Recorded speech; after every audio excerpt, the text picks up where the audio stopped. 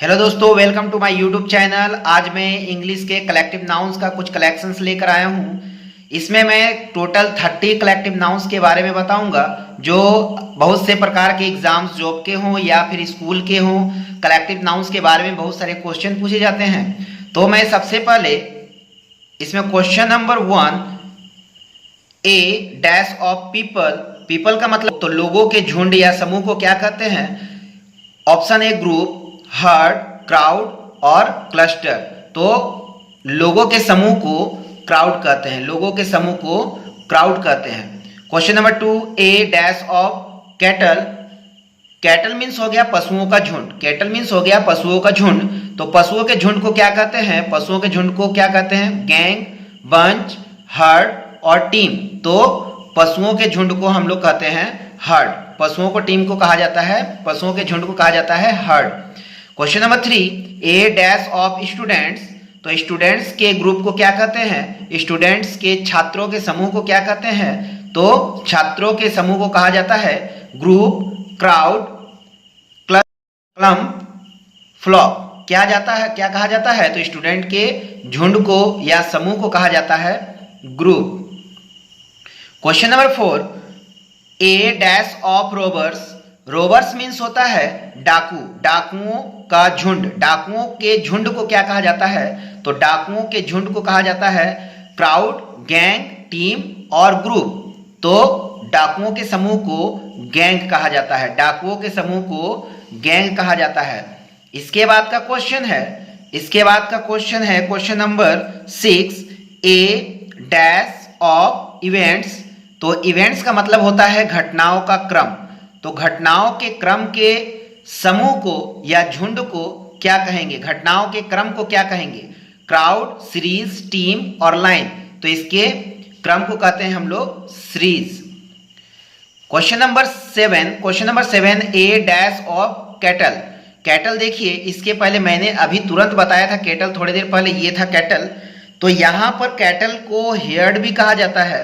और इसके बाद में जो बताने जा रहा हूं, ड्रॉप, क्राउड, फ्लॉक और ग्रुप। तो कैटल पशुओं का झुंड, तो पशुओं के झुंड को ड्रॉप भी कहा जाता है। आप ड्रॉप भी देख सकते हैं और इसके पहले जो मैंने हर्ड बताया था, हर्ड भी देख सकते हैं। ये दोनों को ही याद कर लीजिएगा।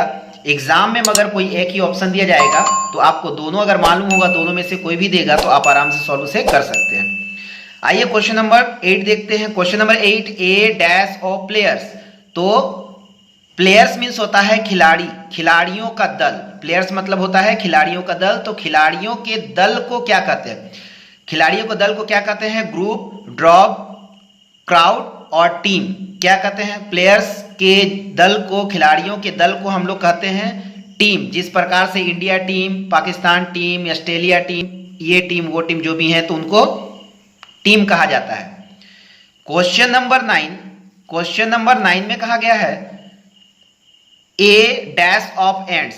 एंड्स मीन्स होती है चीटी, चीटी। एंड मीन्स चीटी, एंड्स मीन्स चीटियों का समूह। चीटियों के समूह को क्या कहा जाता है?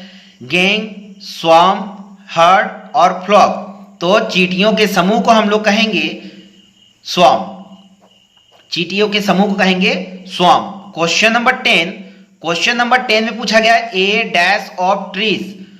तो ट्रीज का मतलब क्या होता है? पेड़। ट्रीज का मतलब होता है पेड़। तो पेड़ों का झुंड या समूह जो होता है उसे क्या कहेंगे? क्लम्प, पिंच, बैंड और हिप। क्या कहेंगे? तो पेड़ों के समूह को हम लोग कहेंगे क्लम्प, पेड़ों के समूह को हम लोग कहेंगे क्लम्प। आइए नेक्स्ट क्वेश्चन देखते हैं। Question number 11, an of soldiers. तो है सैनिक। सैनिकों के समूह को हम लोग क्या कहेंगे? सैनिक मतलब होता है, सैनिकों का समूह को हम लोग कहते हैं आर्मी या ट्रूप, दोनों कहा जाता है। आर्मी और ट्रूप दोनों कहा जाता है। तो मेरे पास यहाँ दोनों ऑप्शन है, आर्मी भी दिया है और ट्रूप भी दिया है। मगर यहाँ क्या भरेंगे? दोनों ही होता है। जब ऑप्शन में इस तरह से अलग से दिया रहेगा तो हम दोनों को चॉइस कर सकते हैं, मगर यहाँ मुझे भरना होगा आर्मी। अब बताइए आर्मी क्यों भरेंगे?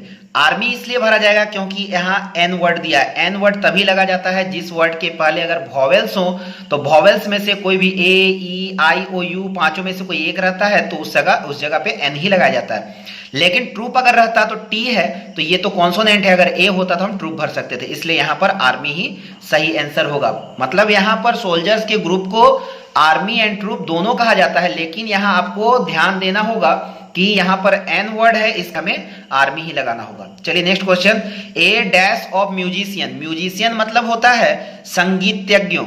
संगीतज्ञों का झुंड को क्या कहते हैं? बैंड। इसके झुंड को क्या कहते हैं? बैंड कहते हैं। आइए तो नेक्स्ट क्वेश्चन देखते हैं, question number 13, A dash of books. Books मतलब होती हैं किताबें। किताबों की जो गट्ठर होती है, किताबों की जो गट्ठर होती है उसे क्या कहते हैं? किताबों की गट्ठर को हम लोग कहेंगे पाइल। किताबों के गट्ठर को क्या कहेंगे? पाइल कहेंगे। ए डैश ऑफ रूम्स। रूम्स मतलब क्या होते हैं? कमरे। बहुत सारे कमरे, कमरों का जो सेट होता है उसे क्या कहते हैं? कमरों के सेट को हम लोग कहते हैं स्वीट। SUITE स्वीट, याद रखिएगा स्वीट। एक होता है SWEET, स्वीट मतलब होता है मीठा, मगर ये स्वीट है, इसे कहेंगे कमरों का सेट। रूम्स का मतलब हो जाएगा। 15 number, A dash of mountains. Mountains मतलब होता है, माउंटेन मतलब होता है पर्वत या पहाड़, और माउंटेन्स का मतलब हो गया पहाड़ों की श्रेणी। तो इसका जो ग्रुप होता है, पर्वत का जो श्रेणी होती है, उसे हम लोग चेन कहते हैं। उसे क्या कहते हैं? चेन कहते हैं। ए डैश ऑफ चिल्ड्रेन। चिल्ड्रेन मतलब होते हैं बच्चे। बच्चों का जो समूह होता है, बच्चों के समूह को हम लोग क्या कहेंगे? बच्चों के समूह का जो झुंड या बच्चों का जो समूह होता है उसे क्या कहेंगे? तो बच्चों के समूह को कहेंगे हम लोग ट्रूप। बच्चों के समूह को कहेंगे ट्रूप।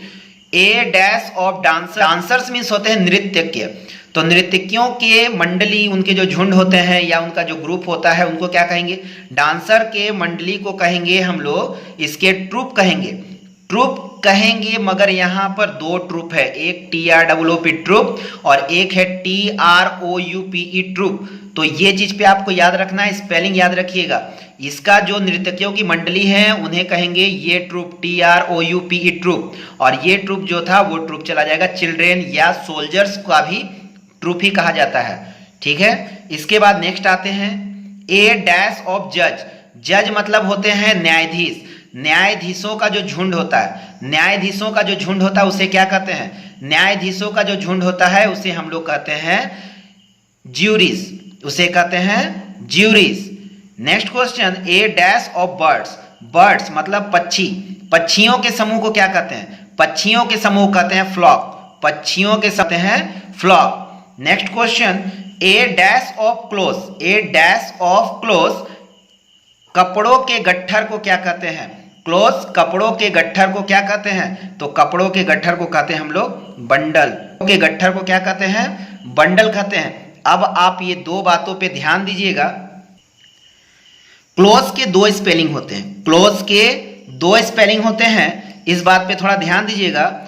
CLOTHS, एक होता है CLOTHES।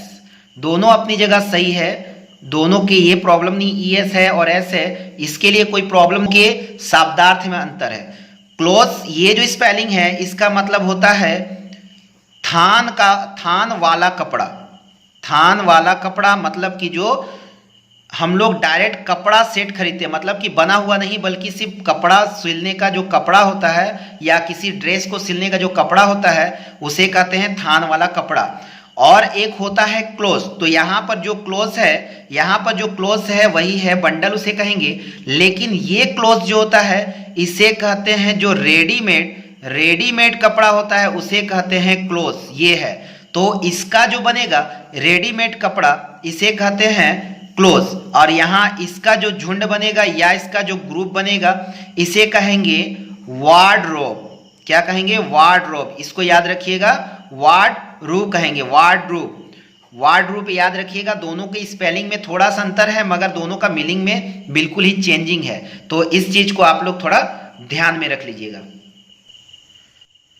अगर आपको वीडियो समझ में आ रहा हो तो आप जरूर एक बार कमेंट जरूर कर दीजिएगा और साथ में लाइक तो बिल्कुल कर ही दीजिएगा, मुझे तो विश्वास है कर ही देंगे, और अपने दोस्तों में शेयर भी कर दीजिएगा। मैं आज इसलिए ये लेकर आया हूँ कि मैंने बहुत मैथ्स बनाए, आज मैंने सोचा कि चलिए थोड़ा सा इंग्लिश के बारे में भी जान लेते हैं। इसके बाद में नेक्स्ट जैसे is, am are, helping verb वगैरह जितना भी है उनको कैसे यूज करेंगे, या कई लोगों का है कि समझ में आता है, सब कुछ याद होता है, मगर कंफ्यूजन के कारण भूल जाते हैं, तो इस प्रकार से मैं भी उसका सॉल्यूशन और लेकर आऊंगा।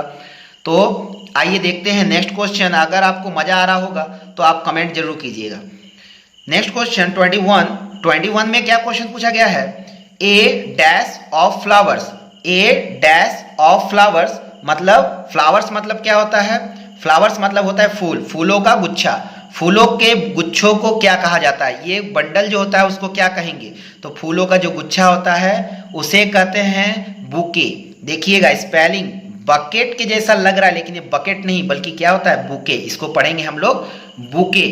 आइए बुके पे आएगा टिक। इसके बाद a dash of ships. A dash of ships, तो शिप्स का मतलब होता है जहाज। शिप्स मतलब होता है जहाज। जहाज के समूह को क्या कहते हैं, जहाजों के समूह को हम लोग क्या कहते हैं, तो जहाजों के बेड़ा बोला जाए या समूह कहा जाए तो इसके समूह कहते हैं हम लोग फ्लीट। इसके समूह को हम लोग कहेंगे फ्लीट। ठीक है। Next question, a dash of स्विन।